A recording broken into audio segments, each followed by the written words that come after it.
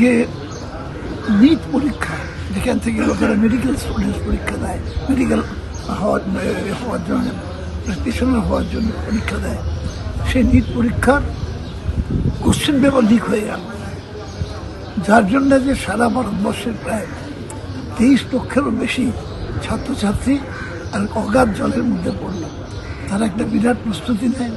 বহু লোক আছে মধ্যবিত্ত নিম্নবিত্ত করে ছেলে মেয়ে, তারা বহু পরীক্ষা মানে প্রস্তুতি নিয়ে পরীক্ষা দিচ্ছিল। সেই পরীক্ষার অবশ্যই তারা জানতে পারলো যে কোশ্চেন পেপার লিক হয়ে গেছে।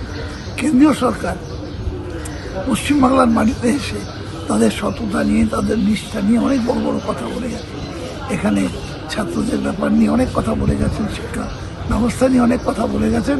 আজকে আমি মনে করি যে তাদের জনগণের কাছে ক্ষমা চাওয়া উচিত, যে তাদের রেজিমেতে এত বড় একটা মানে মানে অন্যায় হলো, যেখানে এতগুলো পরীক্ষার্থী এখন একটা অগাধ জলের মধ্যে পড়লো, যে আগামী দিনে ভবিষ্যৎ।